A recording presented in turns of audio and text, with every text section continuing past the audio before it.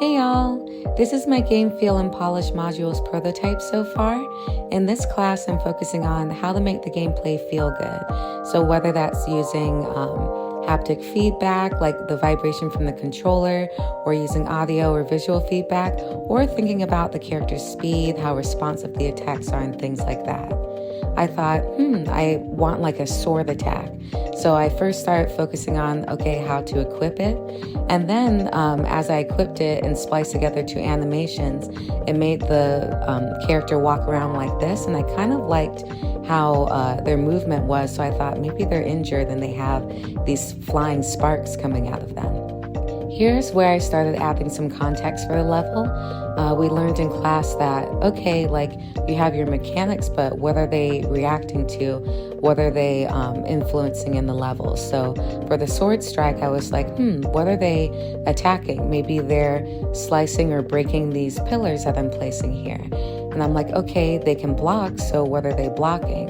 So I thought, what if like a floating eyeball was like shooting lasers at them? So I went and found a texture and I started putting it on the sphere.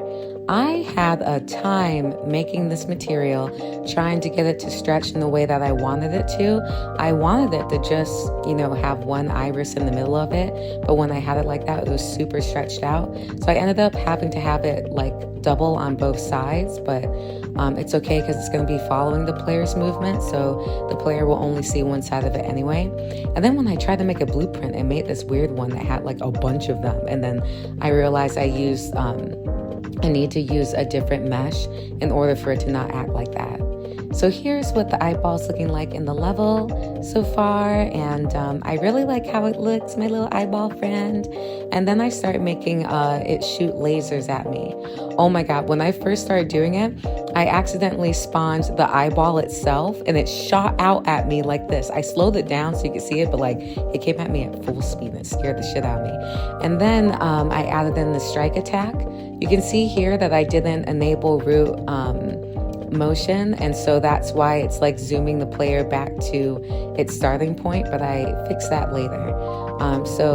And then here I can take damage now. So now I set the overlay for the mesh, whether I'm blocking or taking damage. I noticed as I was working that some of these pillars were disappearing, and then I asked for help about it and realized, it's because I have so many collisions going on that it's acting out and acting weird and making some of them disappear. To fix that, I just made the collisions active when I needed them. And then here I'm deflecting the lasers because as I was walking around and I put in the core game loop of when I get hit, I get one shot and die.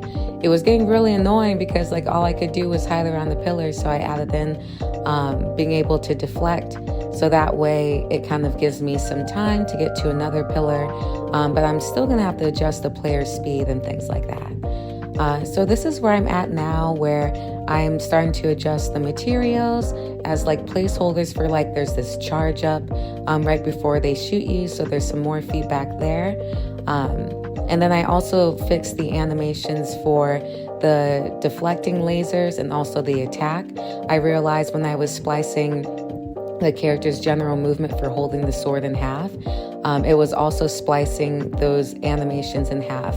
So now you get the full swing of being able to break down the pillar and whatnot. So yeah, this was week 3 and 4 working on this prototype. I have 4 weeks left to make this fully polished, so follow me on my social media to check out what I've been up to. Thank you for watching.